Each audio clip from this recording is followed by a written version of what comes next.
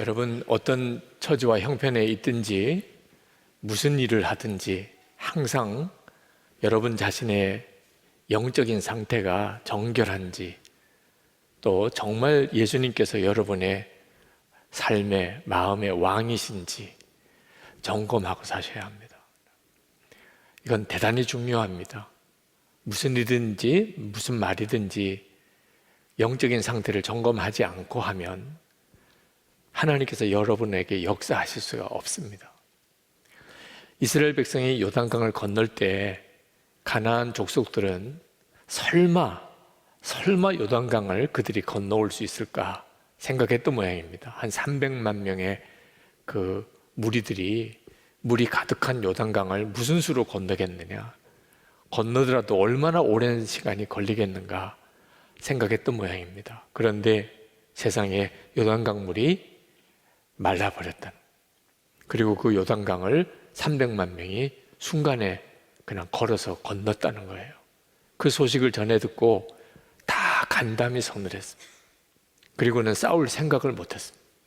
성문 걸어 잠그고 그냥 버티는 작전으로 들어간 거죠.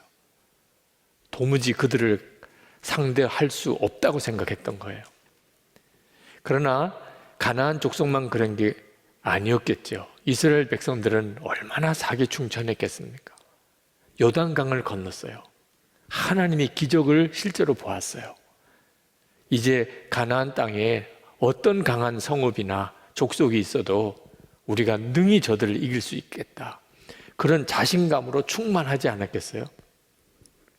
그런데 실제로 하나님이 보시기에는 이스라엘 백성들은 아직 가나안 땅을 점령할 만한 준비가 되어 있지 않았습니다. 영적인 상태에 문제가 있었어요. 그대로 가나안 정복을 들어갔다면 아마 이스라엘 백성을 감당을 못했을 겁니다. 하나님께서 이스라엘 백성 가운데 문제를 보신 것은 그들의 영적인 상태가 실제로는 애굽의 노예 상태에 여전히 있다는 거예요. 그들은 이미 40년 전에 애굽에서 출애굽했습니다. 글쎄, 그들은 애굽의 노예가 아니에요. 그러나 그들의 영적으로는 여전히 애굽의 노예였어요. 이것이 애굽에서 받은 수치라고 했습니다. 9절에 이렇게 말씀합니다. 주님께서 여호수아에게 말씀하셨다. 너희가 에집트에서 받은 수치를 오늘 내가 없애버렸다. 그리하여 그곳 이름을 오늘까지 길갈이라고 한다. 하나님은 이스라엘 백성들에게 할례를 받으라고 하셨어요. 할례는 남자의 생식기의 끝부분을 칼로 잘라내는 겁니다. 그건 하나님의 백성이라는 상징적인 표시입니다. 너는 더 이상 애굽의 노예가 아니야. 너는 이제 하나님의 소유야. 그런 의미로 할례를 받게 한 겁니다. 그리고 유월절을 지키게 하셨어요. 너희들은 애굽에서 구원받았어. 구원받은 백성이야. 그 사실을 40년 뒤에 가나안 땅에서 다시 분명하게 유월절을 지키며 확인하게 하셨어요. 하나님의 뜻은 이스라엘 백성들이 더 이상 노예라는 생각에 갇혀 있지 않게 하시려고 하심입니다. 하나님의 자녀고 하나님의 택한 백성이고 구원받은 자라는 분명한 믿음을 주시려고 하심이었어요. 근데 여러분 아십니까? 이건 동일하게 우리들의 문제예요. 우리는 예수를 믿고 세례를 받았습니다. 우리는 다 우리가 하나님의 자녀가 되었다고 고백합니다. 이제는 죄와 저주에서 구원받았어요. 우리는 지옥에 가지 않게 되었습니다. 그러나 문제는 우리들의 마음의 상태예요. 우리는 분명히 예수 믿고 세례받고 구원받았지만 여전히 우리의 생각은, 우리의 마음은 세상 사람과 다를 바가 없어요. 이기적이고 자기중심적이고, 그리고 욕심이 많고 돈 좋아하고 세상에서 그저 편안하게 사는 게 전부인 줄만 알고 끊임없이 서로 다투고 열등감, 두려움, 염려 속에 살아요. 우리의 마음의 중심이 그러면 하나님께서는 우리를 통해 하나님의 약속을 이루실 수가 없어요. 이스라엘 백성들이 가나안 땅에 들어가서 그들이 진짜 싸워야 될 적은 가나안 족속이 아니었어요. 그들의 자신이었어요. 우리는 노예야. 끊임없는 자기 자신에 대한 좌절과 낙심, 조그만 두려움만 생겨도, 요단강이 마르는 기적을 볼 때는 아무것도 두려워할 대상이 없을 것 같은 사람이지만, 조그만 어려움만 생겨도 금방 불평하고 원망하고 두려워하는 그들 자신이 사실은 이스라엘 백성이 진짜 싸워 이겨야 될 대상이었어요. 그들이 점령할 성은 여리고 성이나 가나안 땅의 성이 아니고 그들의 마음이었어요. 우리도 똑같아요. 지금 우리들에게 있어서 가장 중요한 문제는 우리의 마음이에요. 여러분, 이스라엘 백성만 아니고 우리도 할례를 받아야 하는데, 우리가 받을 할례는 육신의 할례가 아니고 마음의 할례라고 했습니다. 로마서 2장 28절 29절에 사도 바울이 이렇게 말씀합니다. 표면적 육신의 할례가 할례가 아니라 할례는 마음에 할지니 신령에 있고 의문에 있지 아니한 것이라. 우리가 받아야 될 할례는 우리의 마음이 바뀌는 것인데, 예수님이 우리의 마음에 정말 거하시는 것을 진짜 믿게 되는 겁니다. 여러분은 예수님이 여러분의 마음에 계신 것을 정말 믿으십니까? 이것이 사람을 구분하는 거예요. 세상 사람과 구원받은 성도를 구분하는 거예요. 우리가 가정에 있든지 직장에 있든지 또는 극장에 있든지 길거리에 가든지 대합실에 있든지 예수님이 내 마음에 거하시더라. 이 사실이 분명히 믿어지는 사람, 마음의 할례를 받은 사람입니다. 이게 복음이에요. 골로새서 1장 27절에 이렇게 말씀합니다. 하나님이 그들로 하여금 이 비밀의 영광이 이방인 가운데 얼마나 풍성한지를 알게 하려 하심이라. 이 비밀은 너희 안에 계신 그리스도시니 곧 영광의 소망이니라. 우리가 이제 진짜 하나님의 뜻이 이루어지는 삶을 살려면 반드시 여러분이 붙잡아야 될 것이 있는데, 여러분 안에 예수님이 계시다는 것을 분명하게 믿는 거예요. 언제나 믿는 거예요. 항상 그 주님을 바라보는 거예요. 아직까지 예수님을 인격적으로 만나지 못하고 주님의 음성을 듣지 못하는 분이 있으십니까? 그렇다면 구하세요. 진정으로 구하세요. 주님, 제가 주님을 만나기를 원합니다. 오늘도 말씀을 들었습니다. 예수님은 모든 성도 안에 거하신다고. 주님, 저도 제 안에 예수님이 계신 것을 분명하게 알기를 원합니다. 믿어지기를 원합니다. 여러분이 진심으로 구하면 하나님이 여러분에게 주시려는 가장 첫 번째, 가장 놀라운 응답이 바로 예수님께서 여러분 안에 거하시는 것이니 응답 안 해주실 리가 없는 거죠. 그러나 어떤 육신적인 체험을 통하여 예수님이 여러분과 함께 계신 것을 알려고 하지 마시기 바랍니다. 마귀가 가장 미혹하기를 좋아하는 것이 눈으로 보고 귀로 듣는 체험입니다. 마지막 때가 되면 아마 무섭도록 마귀가 그렇게 미혹할 거예요. 그러므로 여러분이 진짜 붙잡아야 될 것은 하나님의 말씀에 의하여 여러분의 심령 속에 계신 예수님의 증거예요. 여러분이 예수님을 정말 갈망하고 주님이 여러분 안에 계신 것을 진짜 알기를 원하는 그 마음 자체가 여러분 안에 주님이 역사하시는 놀라운 증거입니다. 주님이 역사하지 않으면 그런 소원이 생기지를 않습니다. 이미 여러분들은 예수님이 여러분 안에 계신 것을 다 아시는 분들이세요. 그래서 오늘 이 예배에 오셨고 지금 이 영상으로 설교를 들으실 거예요. 자, 그런데 많은 분들이 예수님이 내 안에 계신 것을 말씀을 통해서는 알겠는데 왜 예수님은 내 삶 속에 놀랍게 역사하지 않으시나? 그래서 믿음이 흔들리는 분들이 많으세요. 우리 가정에, 내 일터에, 학교 공부할 때 왜 주님은 역사 안 해주시나? 여러분 아셔야 됩니다. 주님이 역사 안 하시는 게 아니에요. 역사하지 못하시는 거예요. 왜냐하면 예수님은 여러분이 예수님을 영접했기에 여러분 안에 오셨지만 예수님이 여러분의 진짜 주님, 진짜 왕이 아니시기 때문입니다. 여전히 여러분 마음대로 눈에 보이는 대로 귀로 들리는 대로만 반응하는 여러분 속에 주님은 근심하고 계실 뿐이에요. 계속 여러분의 마음을 여전히 두드리고만 계실 뿐이에요.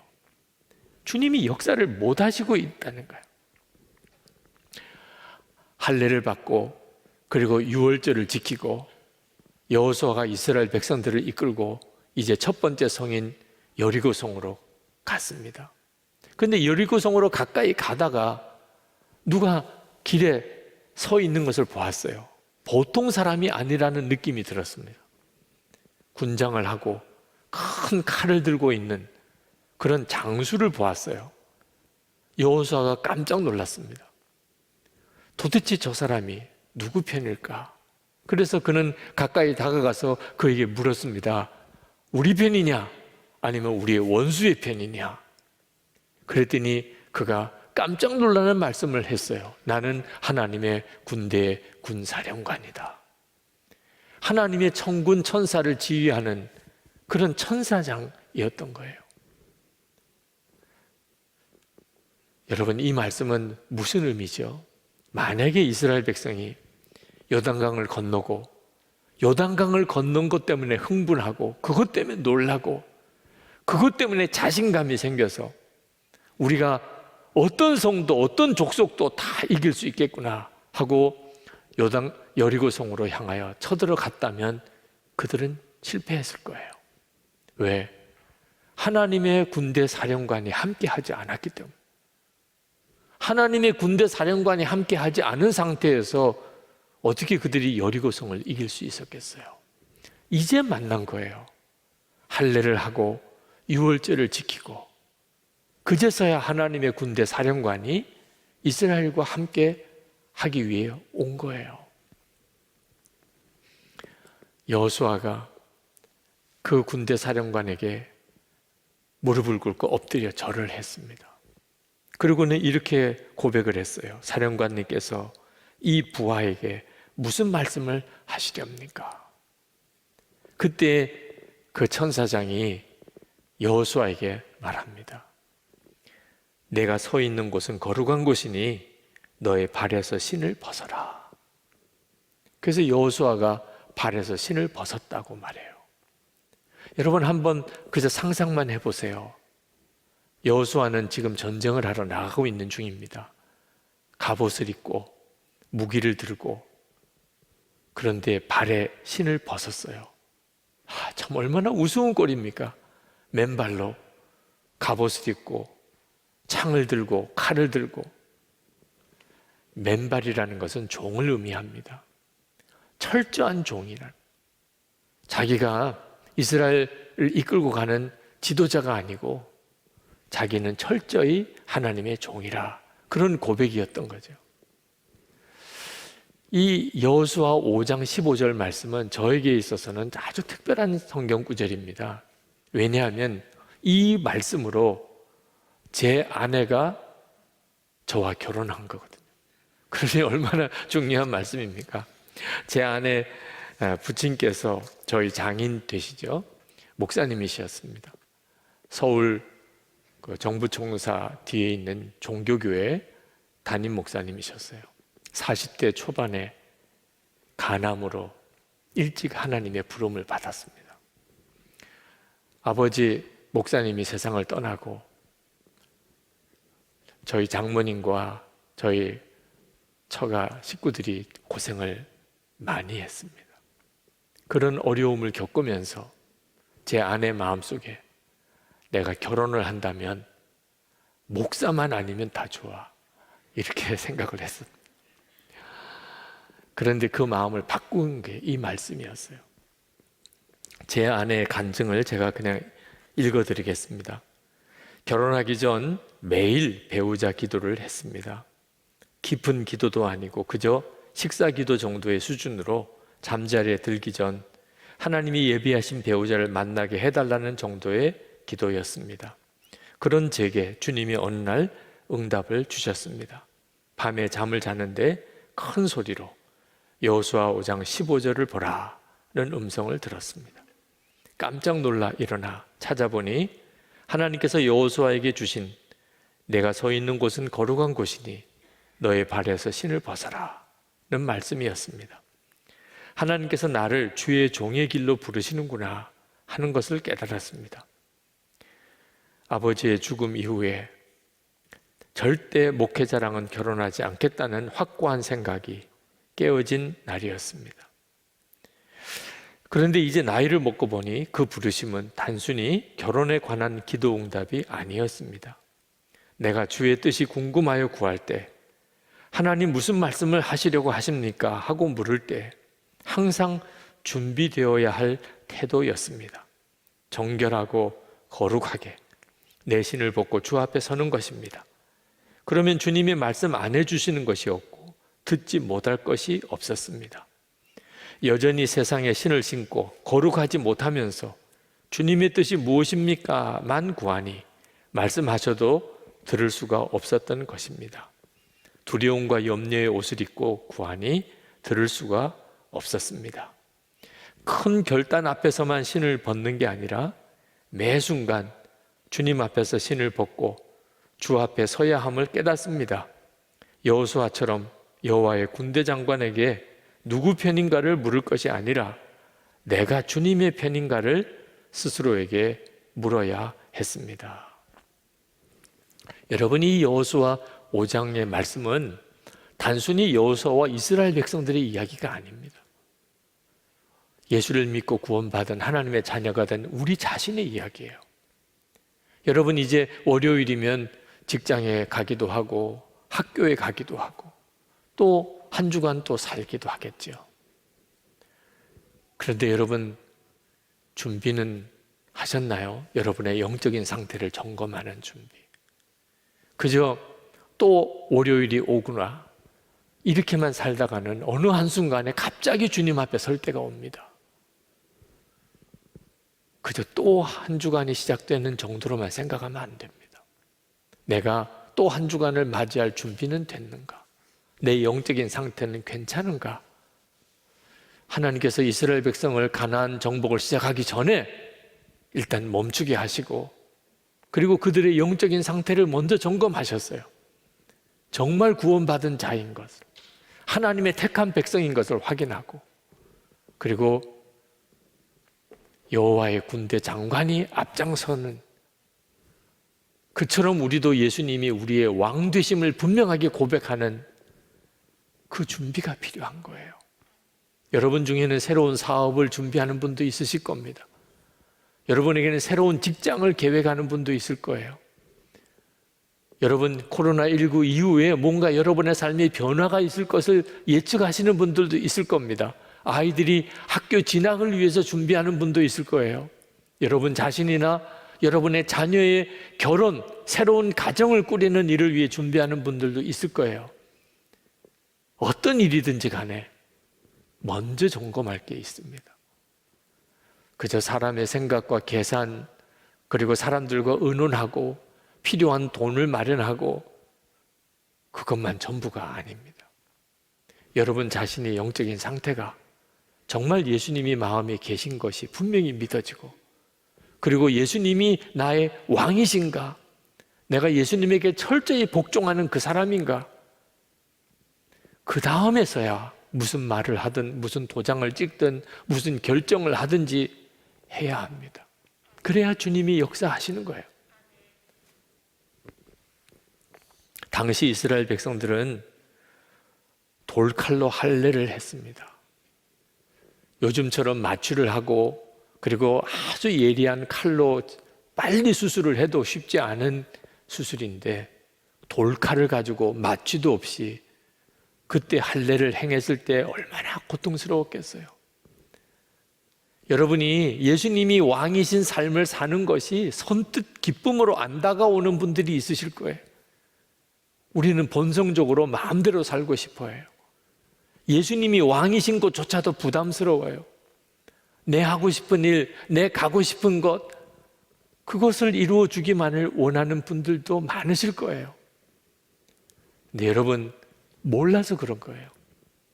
예수님이 왕이 되시는 것이 부담스럽다고요? 그게 힘들 것 같다고요? 그러면 예수님이 왕이 아니시면 어떻게 되는데요? 완전히 마귀의 종노릇 하는 거예요. 구원받기 전에 우리는요, 죄의 종노릇 하던 자였어요. 우리는 예수님이 왕이시냐, 마귀가 왕이냐, 둘 중에 하나 택하는 거예요. 예수님이 왕이시는 것은 우리의 구원이에요. 마태복음 12장 43절 45절에 보면 집안을 깨끗하게 청소한 사람의 비유를 말씀합니다. 어떤 사람이 귀신이 들렸어요. 근데 그 귀신을 내어 쫓았습니다. 그러니까 그 마음은 깨끗해졌죠. 그런데 그 쫓겨나간 귀신이 다시 와 보니까 마음이 깨끗하게 비워져 있어요. 너무 지내기가 좋아. 7 귀신과 함께 들어왔다는, 더 상태가 안 좋아진 거예요.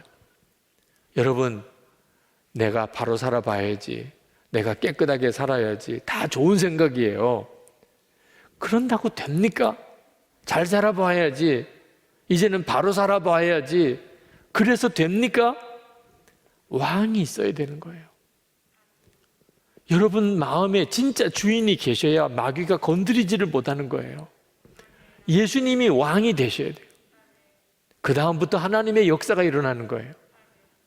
그래서 예수님이 부활승천하시기 전에 제자들에게 나가서 예수 복음, 부활 복음 전하려고 생각하지 말고 먼저 기다려. 하나님이 말씀하신, 약속하실, 보내주실 성령이 임하시기를 기다리라. 그래서 열흘 동안 전심으로 기다리고 성령이 임한 다음에 그들은 나가서 부활의 주님을 전했잖아요. 우리 안에 예수님의 왕되심이 먼저 준비되어야 합니다. 이건 구원이에요. 예수님이 왕이 되신, 우리는 철저히 예수님에게 복종하며 사는 것, 이건 우리의 구원이라고요. 여호수아가 하나님의 군 사령관을 만났습니다. 그리고 그 앞에 무릎을 꿇었어요. 그게 여호수아에게는 구원이었어요. 여호수아가 이스라엘 백성을 이끌고 여리고성을 공격하는 것부터 시작해서 가나안 정복 전쟁을 이끌고 가야 됩니다. 그건 우리 눈에 보이기에 그런 거예요. 여호수아가 무슨 능력이 있어서 그걸 다 감당할 수 있겠어요? 여호수아로서는 얼마나 긴장이 되고 그 일이 얼마나 부담이 되고 얼마나 두려웠겠어요. 그런데 영적인 자원이 있는 거예요. 하나님의 천사장이, 군대 사령관이 여호수아에게 임하여, 여호수아는 그 하나님의 군대 사령관을 쫓아갈 뿐이에요. 우리 눈에 보이지 않지만 우리 안에 예수님이 오셔서 예수님이 우리의 왕이 되시는 것은 이와 똑같은 구조예요. 실제로 우리가 나가서 일하는 거죠. 실제로 우리가 가서 사람을 만나는 거예요. 그러나 반드시 그 뒤에는 영적인 차원의 역사가 있어요. 그러므로 우리는 항상 예수님에게 복종하는 일이 필요해요. 여호수아는 그 군대 장관을 만나고 아마 날듯이 기뻤을 거예요. 이제는 됐다. 이제는 얼마든지 할 수 있어. 그 군사령관 되는 그 천사장을 따라만 가면 되는 거예요. 그리고 실제로 그렇게 가나안 정복은 이루어집니다. 이제 우리가 계속 살펴보게 될 거예요. 사랑하는 여러분, 우리가 우리 안에 계신 예수님, 그분의 왕되심을 분명히 하는 것이 비로소 구원이 실제로 우리의 삶 속에 이루어지는 핵심 열쇠입니다. 이스라엘 백성이 가나안 땅에 들어갔을 때 만나가 그쳤다고 그랬어요. 그들은 광야 40년 동안 매일 하나님이 보내주시는 만나를 먹고 살았습니다. 근데 가나안 땅에서는 만나가 없어졌어요. 한편으로는 얼마나 허전했겠습니까? 이제는 그들이 농사 지어서 그 곡식을 먹어야 되었습니다. 이스라엘 백성은 가나안 땅에서 구름 기둥, 불 기둥으로 날마다 인도를 받았어요. 그런데 가나안 땅에 들어가서는 구름 기둥, 불 기둥은 없어졌어요. 그들은 이제 하나님의 말씀에 귀를 기울이고 순종함으로 나가야 됐어요. 눈으로 보이는 구름 기둥, 불 기둥이 없어요. 이스라엘 백성들이 광야에 있을 때는 영적으로 아직 어린아이 상태. 하나님이 구름 기둥도 보여주고 불 기둥도 보여주고 아침에 만나도 내리게 하시고 그들을 그렇게 이끄셨어요. 그런데 가나안 땅에 들어가서는 그들이 스스로 농사 지어야 되고 하나님의 말씀에 순종해서 칼을 들고 창을 들고 그 가나안 족속과 싸워야 됐습니다. 우리도 마찬가지예요. 이스라엘 백성들에게는 더 이상 하나님이 모든 걸 기적으로만 보여주시지 않으셨어요. 홍해, 요단강 건너는 거 그걸로 충분했어요. 그걸로 충분하잖아요. 이제는 하나님의 말씀에 귀를 기울이고 오직 순종함으로 믿음의 걸음을 나가야 되는 거죠. 우리도 똑같아요. 여전히 기적을 보아야만 하나님을 믿겠다는 분들이 있어요. 하나님은 분명히 기적으로도 역사하세요. 그런데 충분하잖아요. 기적은 예수님의 십자가로 지옥 갈 우리가 하나님의 자녀가 됐어요. 이런 기적이면 충분하잖아요. 예수님께서 여러분의 마음에 임하셨어요. 지금도 여러분 안에 계세요. 이런 기적이면 충분하잖아요. 무슨 기적을 더 바라요? 이제 우리에게 필요한 건 주님의 말씀에 순종하겠습니다. 예수님은 내 왕이십니다. 이제는 주님이 나와 함께 계신 것 반드시 기억하고 살겠습니다. 이렇게 가야지요. 하나님이 이스라엘 백성을 가나안 땅에 정복하게 하신 것은 그냥 가나안 땅을 이스라엘 백성에게 주시려고 하심이 아니었습니다. 그랬다면 홍해도 가르시고 요단강 물도 마르신 하나님, 가나안 족속 한번 바람으로 확 불어서 지중해로 다 날려버리시고 성은 지진 몇 번으로 그냥 다 흔들어서 다 무너뜨리시면 깨끗하게 그저 너희들 들어가서 잘 살아라 그러면 되는 거 아닙니까? 근데 하나님은 가나안 땅에 들어가서 매 순간 하나님께 순종하면서 또 순종하면서 믿음으로 주님 바라보고 나아가 가나안을 정복하게 하셨어요. 이유가 있었어요. 하나님은 가나안 땅 사람들에게 하나님이 참 하나님이신 것을, 이스라엘 백성들이 진짜 하나님을 경외하는 백성인 것을 보여주시고 싶으신 거예요. 그게 하나님이 이스라엘 백성을 가나안 땅에 들어가게 하신 이유예요. 여호수아 4장 24절에 하나님이 가나안 땅에 들어가게 하시는 이유를 말씀합니다. 이는 땅의 모든 백성에게 여호와의 손이 강하신 것을 알게 하며 너희가 너희 하나님 여호와를 항상 경외하게 하려 하심이라 하라. 우리도 마찬가지예요. 우리가 이 세상에 사는 이유, 우리가 진짜 하나님을 경외하는 사람인 것을, 예수님을 왕으로 정말 믿고 순종의 삶을 사는 사람인 것을 사람들에게 보이려고 하심이에요. 어느 집사님이 아주 까다로운 성품의 시어머니를 모시고 삽니다. 늘 기도 제목이 시어머니 변화시켜 달라고, 예수 믿게 해달라고 기도 제목이에요.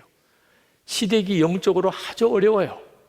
시댁 식구들 다 예수 믿는 구원의 역사를 달라고 그렇게 오래 기도했어요. 만날 때마다 왜 하나님은 내 기도 안 들어주시느냐고 한탄을 해요. 한탄을. 여러분, 하나님은 왜 그 집사님의 기도를 응답을 그렇게 더디 하실까요? 그 집사님이 끊임없이 사람 바꿔달라고, 환경 바꿔달라고 그렇게만 기도하기 때문입니다. 기적을 보여달라고, 그렇게만 기도하기 때문이에요. 가나안 땅에 정복할 수 있는 성도의 믿음은 그런 기도를 드리는 신앙이 아닌 거예요. 만약에 그 집사님이 예수님은 나의 왕이십니다, 그 점을 분명히 하고 살면 이제는 주님은 내 안에 거하시고, 그러니 구할 게 뭐 있어요? 주님이 내 안에 거하시는데 예수님 내 왕이십니다. 어머니를 향하여 어떻게 할까요? 시동생들을 향하여는 어떻게 할까요?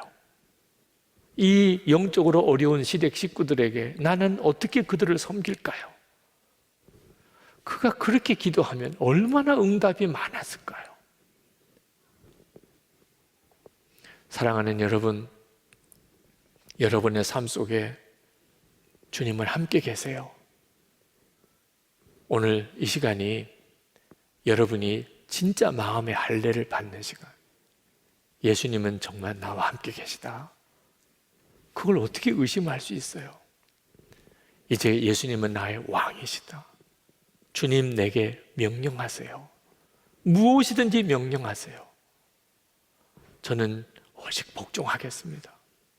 내가 신을 벗겠습니다. 이제는 나는 진짜 주님의 종입니다. 주님 저를 통해서 주의 일을 하세요. 그러면 그 다음부터는 이제 가나안 땅의 정복의 역사가 여러분의 삶에 일어나게 됩니다. 하나님은 그때부터 일하시기 시작하세요. 우리 시간 합심해서 기도합시다. 하나님, 이제 하나님 제 마음을 주님 앞에 철저히 점검하기 원합니다. 예수님 저와 함께 계신 거 어느 순간에도 잊어버리지 않겠습니다. 이제는 예수님이 나의 왕이신 것을 분명히 하고 살겠습니다. 더 이상 걱정 염려 안 하겠습니다. 계산하고 따지지도 않겠습니다. 그저 주님께 온전히 복종입니다. 주님 하라는 대로 가겠습니다. 그 다음부터 무슨 말을 하든지, 무슨 도장을 찍든지, 무슨 일을 시작하든지 그 다음부터 하시기 바랍니다.